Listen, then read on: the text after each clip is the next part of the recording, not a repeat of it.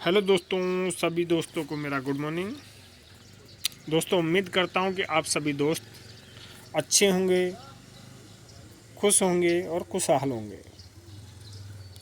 दोस्तों, आज की वीडियो में मैं आपके जो एसएससी से जुड़े हुए क्वेश्चन हैं उन्हीं का जवाब देने के लिए आया हूं। और ये जो क्वेश्चन हैं जो मुझे कमेंट बॉक्स में मिलते हैं तो उन्हीं के मैं आपको आंसर दूंगा।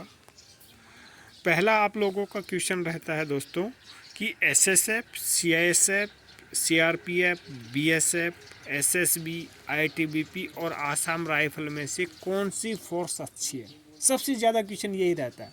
और सेकंड क्वेश्चन रहेगा सैलरी का, वो भी मैं दूंगा। तो सबसे पहला क्वेश्चन यही रहता है आप लोगों का। तो दोस्तों, इसके बारे में मैं आपको सबकी ड्यूटी बताऊंगा कि किसकी क्या ड्यूटी होती है, उसके बाद बताऊंगा कि किसको क्या अच्छी लगती है। ठीक है दोस्तों, सबसे पहले मैं एसएसएफ की बात करूं। देखो, एसएसएफ की फुल फॉर्म होती है सेक्रेटेरिएट सिक्योरिटी फोर्स। यह फोर्स दिल्ली में सचिवालय को सुरक्षा प्रदान करती है। इस फोर्स की हमेशा ड्यूटी दिल्ली में ही रहती है।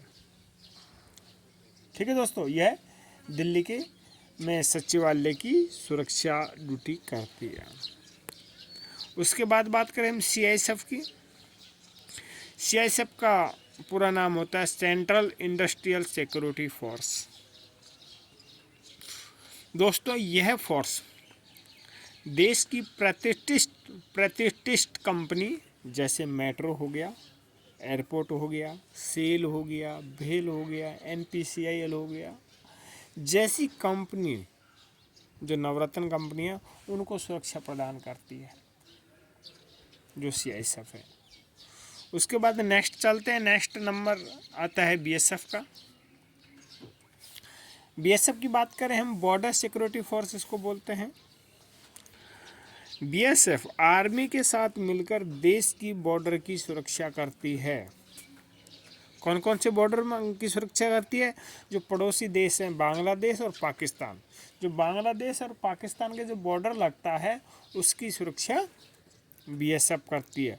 और इसकी कुछ 3 से 4 बटालियन छत्तीसगढ़ और झारखंड में भी है, जो नक्सलवाद के खिलाफ मोर्चा ले रही है।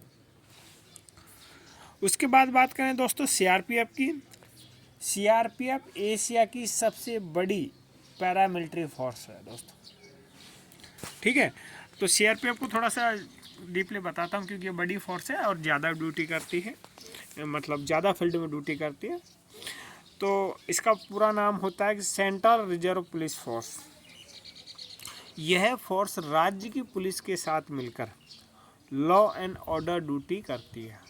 मतलब लॉ एंड ऑर्डर ड्यूटी जो होती है पुलिस की, उसमें पुलिस की सहायता करती है।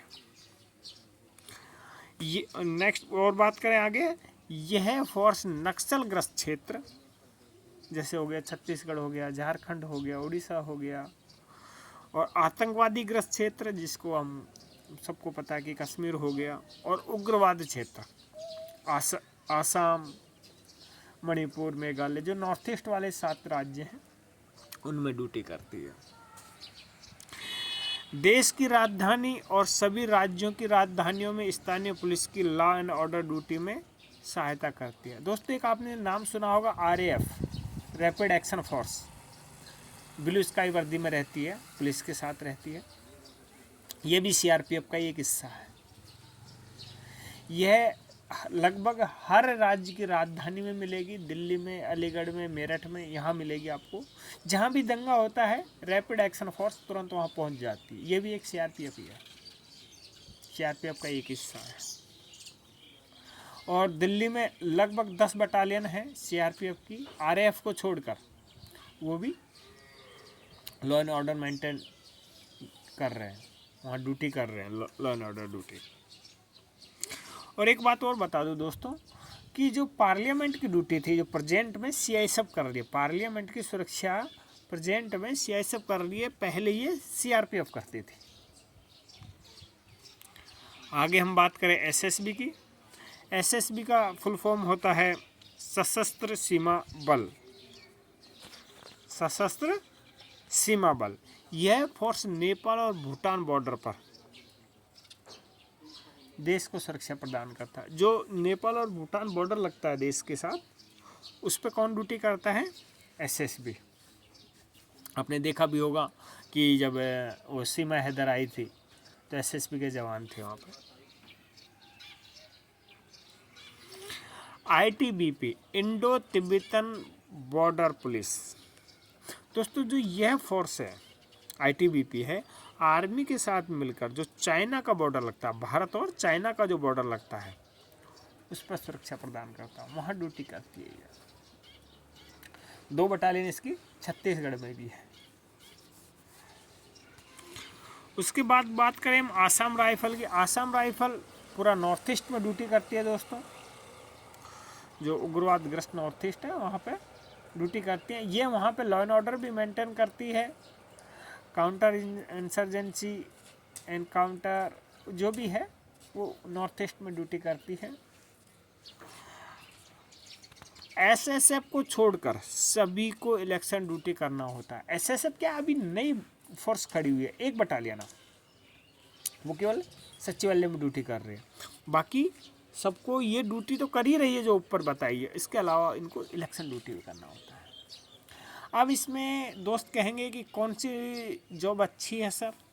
तो देखो भाई, अलग अलग जगह के लोगों की अलग अलग पसंद है। जैसे नॉर्थ ईस्ट के लोगों को आसाम राइफल की जॉब अच्छी लगती है, क्योंकि वो आसाम में रहती है, ये नॉर्थ ईस्ट में रहती है, अपने यहाँ पे रहती है लोकल में, तो उनको आसाम राइफल अच्छी लगती है।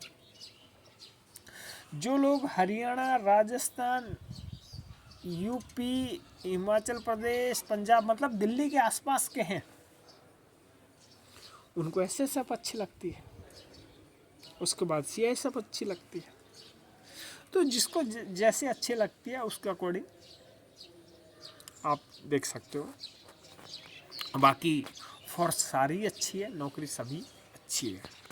उसके बाद नेक्स्ट क्वेश्चन होता है आप लोगों का कि ट्रेनिंग कितने दिन की होती है?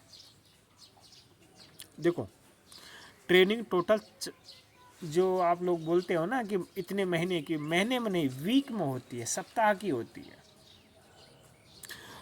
ट्रेनिंग टोटल 44 सप्ताह की होती है दोस्तों, जिसमें शुरुआत के 22 सप्ताह आपको फिजिकल ट्रेनिंग दी जाएगी, जिसमें आपको परेड कैसे करनी है, सावधान विश्राम कैसे होना है, वर्दी कैसे पहनना है, फिजिकल से रिलेटेड आपको 22 वीक की ट्रेनिंग होगी। जैसे 22 वीक होगा उसका टेस्ट होकर आपको 15 दिन की छुट्टी छोड़ दी जाएगी, जिसको मिड टर्म ब्रेक कहते हैं, जो 15 दिन की छुट्टी होती है। जैसे ही आप 15 दिन की छुट्टी ख़त्म करके वापस रिपोर्ट करेंगे, उसके 22 सप्ताह तक फिर हथियार की ट्रेनिंग चलेगी। आपको हथियार के बारे में जानकारी दी जाएगी, खोलना, जोड़ना, सफाई करना, फायरिंग करना, सारे हथियारों से रिलेटेड आपको जानकारी दी जाएगी। वह इस प्रकार मिलाकर टोटल 22 और 22 44 वीक की आपकी ट्रेनिंग हो जाएगी। नेक्स्ट क्वेश्चन आप रहता है आप लोगों का कि सर ट्रेनिंग और ट्रेनिंग के बाद, ट्रेनिंग में और ट्रेनिंग के बाद कितनी सैलरी मिलती है? मैं आपको दोनों ही बताता हूँ कि ट्रेनिंग में कितनी मिलेगी और ट्रेनिंग के बाद कितनी मिलेगी। देखो, ये पे स्लिप लिया हूँ आपके सामने। ये नया लड़का है 23 का, अभी भर्ती होके ट्रेनिंग करके जस्ट बटालियन में आया ही है। ये देखो 23 दिख रहा है ना आपको? हाँ, इस सिपाही की बता रहा हूँ। देखो, इसका बेसिक है 22,400। आप लोग कंफ्यूज होंगे सर कांस्टेबल की तो बेसिक 21,700 से स्टार्ट होती है। दोस्तों 1 साल इसने ट्रेनिंग की थी, तो उस 1 साल के दौरान इसको एक इंक्रीमेंट मिल गया, वार्षिक वेतन वृद्धि मिल गई इसको, इसलिए इसका 22,400 हो गया।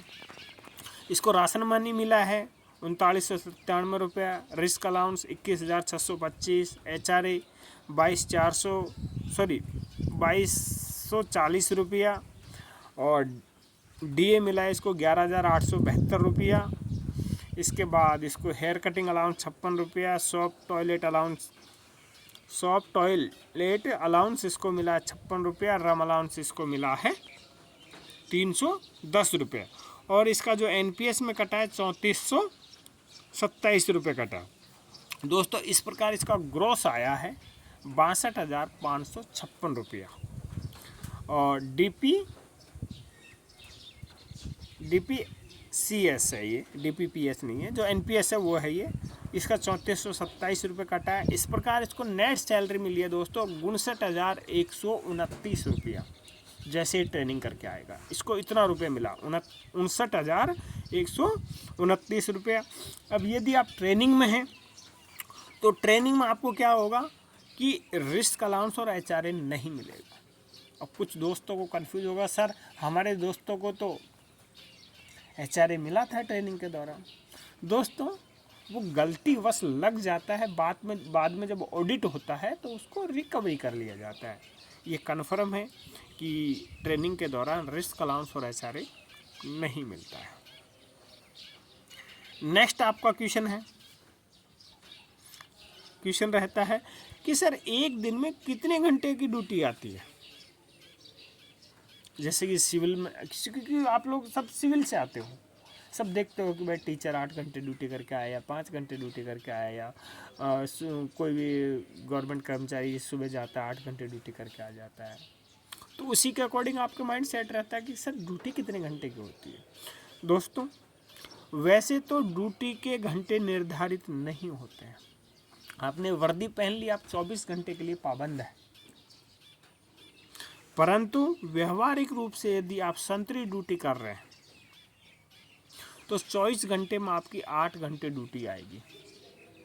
24 घंटे की ड्यूटी संतरी में मोर्चे में 3 जवान होंगे जो 24 घंटे के लिए होंगे, 8-8 घंटे ड्यूटी आएगी आप लोगों की।